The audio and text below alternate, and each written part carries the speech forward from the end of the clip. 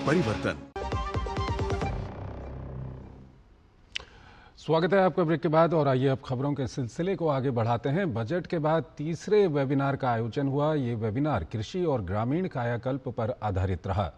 Webinar में किसान, मत्स्य और पशुपालक, कृषि स्टार्टअप और कृषि सहकारी से जुड़े लोग शामिल हुए। प्रधानमंत्री ने इसमें शिरकत की। उन्होंने कृषि उत्पादों के विविधीकरण और निर्यात योग्य हाई वैल्यू प्रोडक्ट उत्पाद करने की बात कही। हमारे पास डाइवर्स क्लाइमेट है, हमें इसका पूरा फायदा उठाना है। एग्रो क्लाइमेटिक जोन, उस विषय में हम बहुत समृद्ध हैं। इस साल का बजट इन सब बातों के लिए अनगिनत नए अवसर देने वाला बजट है। प्रोडक्टिविटी बढ़ाने की दिशा तय करता है और एक्सपोर्ट ट्रेंड को बढ़ावा देता है। बजट में हमने हाई वैल्यू एग्रीकल्चर पर फोकस किया है। नारियल, काजू, कोको, चंदन ऐसे उत्पादों के रीजनल स्पेसिफिक प्रमोशन की बात कही है। केरल के किसानों को अतिरिक्त लाभ हो, तमिलनाडु के किसानों को अतिरिक्त लाभ हो, इसलिए इस बार कोकोनट पर एक विशेष बल दिया गया है, जिसका फायदा आने वाले दिनों में हमारे इन किसानों को मिलेगा।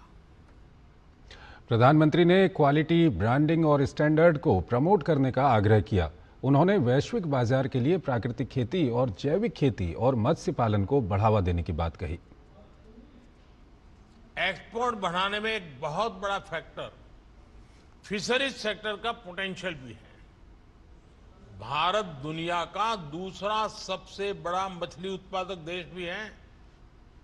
आज हमारे अलग अलग तरह के जलाशय, तालाब, ये सब मिलाकर लगभग 4 लाख टन मछली उत्पादन होता है, जबकि इसमें 20 लाख अतिरिक्त उत्पादन की संभावना मौजूद है।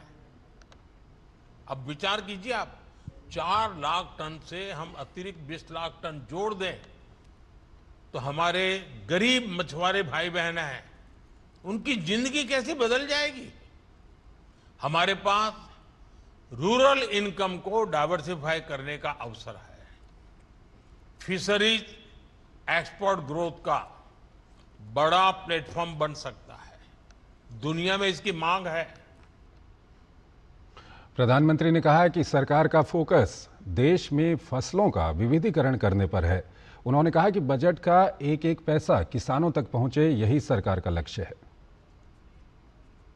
केवल एक ही फसल पर टिके रखना किसान के लिए जोखिम भरा है।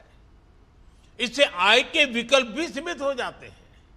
इसलिए हम क्रॉप डाइवर्सिफिकेशन पर फोकस कर रहे हैं। इसके अलावा national mission on edible oils and pulses, national mission on natural farming, ये सभी एग्रीकल्चर सेक्टर की ताकत बढ़ा रहा है। साथियों, आप भी जानते हैं एग्रीकल्चर स्टेट सब्जेक्ट है। राज्यों का भी एक बड़ा एग्रीकल्चर बजट होता है। राज्य का भी एक एक पैसा जो गांव के लिए, किसान के लिए तय हुआ है, वो सही उपयोग हो।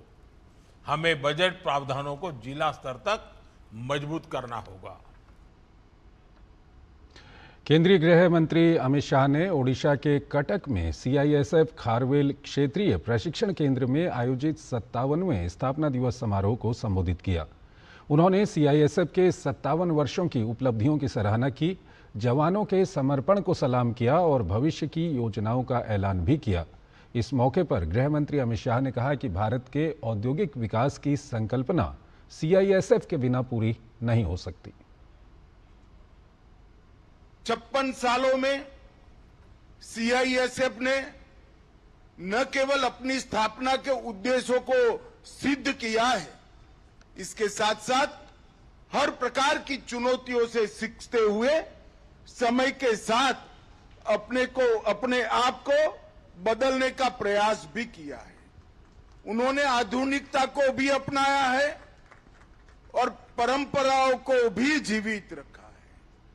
वीरता, त्याग, बलिदान, भारत के समृद्ध इतिहास की जो परंपरा है, इसके साथ एकाग्रता को भी इन्होंने जोड़कर आधुनिक हथियारों से लैस होकर हर प्रकार की चुनौतियों का सामना करने का जज्बा सीआईएसएफ ने दिखाया है। गृह मंत्री ने साथ ही जोर देते हुए कहा कि इस 31 मार्च तक देश नक्सलवाद से मुक्त हो जाएगा।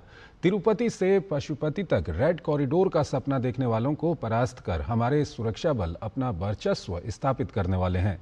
ये बहुत बड़ी उपलब्धि प्रधानमंत्री मोदी जी के नेतृत्व में हमारे सुरक्षा बलों की है। नरेंद्र मोदी सरकार का एक संकल्प कि 31/3/2026 हम इस देश को नक्सलवाद से मुक्त कर देंगे, और उसमें भी सीआईएसएफ का बहुत बड़ा योगदान है। उड़ीसा हो, छत्तीसगढ़ हो या तेलंगाना हो, सभी जगह पे सीआईएसएफ ने नक्सल अभियान के उन्मूलन में एक प्रकार से अपनी भूमिका निभाई है। रक्षा मंत्री राजनाथ सिंह आज कोलकाता में सागर संकल्प सम्मेलन में शामिल हुए। इस दौरान उन्होंने मिडिल ईस्ट के हालात और उसके असर की बात की। उन्होंने कहा कि स्ट्रेट ऑफ होर्मुज या पूरा पर्सियन गल्फ क्षेत्र दुनिया की एनर्जी सिक्योरिटी का एक बहुत अहम क्षेत्र है। जब इस क्षेत्र में डिस्टर्बेंस या डिसरप्शन होता है तो उसका सीधा असर तेल और गैस की सप्लाई पर पड़ता है। राजनाथ सिंह ने कहा कि वैश्विक तनाव से अनिश्चितता का सीधा असर अर्थव्यवस्था और वैश्विक व्यापार पर पड़ता है। अभी चल रही मिडिल ईस्ट की स्थिति, इसका मैं मानता हूं कि एक ज्वलंत उदाहरण है। आज जो वहां हो रहा है वह बहुत ही असामान्य है। आगे चलकर मिडिल ईस्ट में या हमारे पड़ोस में परिस्थितियां किस दिशा में जाएंगी, इस पर अभी कोई कॉन्क्रीट प्रेडिक्शन करना कठिन है। यदि हम स्ट्रेट ऑफ हॉर्मुज या पूरे पर्शियन गल्फ क्षेत्र को देखें तो यह विश्व की एनर्जी सिक्योरिटी का एक अत्यंत महत्वपूर्ण क्षेत्र है। जब इस क्षेत्र में डिस्टर्बेंस या डिसरप्शन होता है तो उसका सीधा असर ऑयल और गैस की सप्लाई पर पड़ता है। यही नहीं, आज हम सप्लाई चेन डिसरप्शन केवल ऊर्जा क्षेत्र में ही नहीं बल्कि अन्य क्षेत्रों में भी देख रहे हैं। इन अनसर्टेनिटीज का सीधा प्रभाव इकोनॉमी और ग्लोबल ट्रेड पर पड़ता है। और आज जिस तरह अलग अलग देश लैंड पर, एयर में, सी में और अब तो स्पेस तक में एक दूसरे को टक्कर ले रहे हैं, वह वास्तव में यह हम सभी के लिए चिंता का विषय है। यह एक एबनॉर्मल सिचुएशन है, मैं ऐसा मानता हूं। What I consider as more worrying is the fact that this abnormalcy is becoming the new normal. रक्षा मंत्री राजनाथ सिंह ने कहा कि इंडियन नेवी की रेडीनेस ऑपरेशन सिंदूर जैसे अभियानों की सफलता और आत्मनिर्भरता की दिशा में बढ़ते कदम ये सभी संकेत देते हैं कि भारत का रक्षा क्षेत्र सही दिशा में आगे बढ़ रहा है। सागर संकल्प कॉन्क्लेव में मैं यह कहना चाहूंगा कि सागर यानी समुद्र, आप सभी जानते हैं, आज अपॉर्चुनिटी भी है और चैलेंज भी है। यदि हम कोऑर्डिनेटेड प्लानिंग, टेक्नोलॉजी एडॉप्शन और इंस्टीट्यूशनल सिनर्जी के साथ आगे बढ़ें तो भारत एक मैरीटाइम डोमेन सेफ, प्रॉस्परस और स्ट्रांग होगा। और यह समय है जब हमें अपने मैरीटाइम विजन को क्लियर, कॉन्फिडेंट और कलेक्टिव रूप में आगे बढ़ाना है। साथियों, इंडियन नेवी की रेडीनेस, ऑपरेशन सिंदूर जैसे अभियानों की सफलता और आत्मनिर्भरता की दिशा में बढ़ते कदम, ये सभी इस बात को के इंडिकेटर्स हैं कि भारत का रक्षा क्षेत्र सही दिशा में आगे बढ़ रहा है। यही हमारा संकल्प है, यही हमारी दिशा है। रक्षा मंत्री राजनाथ सिंह ने कहा कि बदलती ग्लोबल जियोपॉलिटिक्स के दौर में महासागर एक बार फिर विश्व के शक्ति संतुलन के केंद्र में आ गए हैं। ऐसे समय में एक मेजर मैरीटाइम नेशन के रूप में भारत का ये दायित्व है कि वो कॉन्फिडेंस, कैपेबिलिटी और क्लियर विजन के साथ लीडरशिप प्रदान करे। मैरीटाइम डोमेन पहले के कंपैरिजन में काफी बदल चुका है। आज के समय में मैरीटाइम डोमेन केवल ट्रेड रूट्स या नेवल स्ट्रेंथ तक सीमित नहीं रह गया है, बल्कि यह national resilience, economic growth, technological innovation और स्ट्रेटेजिक ऑटोनॉमी का मेजर फाउंडेशन बन चुका है। बदलती ग्लोबल जियोपॉलिटिक्स के इस दौर में ओशंस एक बार फिर विश्व की पावर बैलेंस के सेंटर में आ गए हैं। ऐसे समय में एक मेजर मैरीटाइम नेशन के रूप में भारत का यह दायित्व है कि वह कॉन्फिडेंस, कैपेबिलिटी और क्लियर विजन के साथ लीडरशिप प्रदान करे। बिहार सरकार में मंत्री रामकृपाल यादव ने जेडीयू के अंदर चल रही हलचल पर कहा है कि ये उनका अंदरूनी मामला है और निशांत कुमार तय करेंगे कि आगे क्या होगा। रामकृपाल ने कहा कि नीतीश कुमार के साथ उनके कार्यकर्ताओं का भावनात्मक लगाव तो है ही। नीतीश कुमार जी खुद का डिसीजन लेते हैं और विपक्ष को एक मौका मिल गया है, कुछ कहने के लिए है नहीं तो कुछ कह रहे हैं। विपक्ष का कलेजा फट रहा है। नीतीश कुमार जी किसी के दबाव में आज तक काम किए हैं? कोई बतावे तो। उनका स्वयं का निर्णय है, जो अच्छा समझ रहे हैं वो कर रहे हैं और आने वाले दिन में वो दिल्ली रह कर के भी बिहार के विकास में जो उनकी अहम भूमिका है, जिससे विकसित बिहार का सपना उन्होंने देखा है और उसके लिए कार्रवाई कर रहे हैं अपनी सरकार के माध्यम से। बिहार के मुख्यमंत्री नीतीश कुमार के राज्यसभा चुनाव लड़ने के फैसले पर कहा कि नीतीश कुमार खुद निर्णय लेते हैं, उन पर कोई दबाव नहीं बना सकता। वो दिल्ली में रहकर भी बिहार के लिए काम करते रहेंगे। भावनात्मक लगाव तो है ना माननीय मुख्यमंत्री जी के साथ, उनके कार्यकर्ता का। तो लगता है कि वो चले जाएंगे तो हमें कौन देखेगा, अनाथ जैसा हो जाएगा। भावनात्मक है, सेंटिमेंटल है।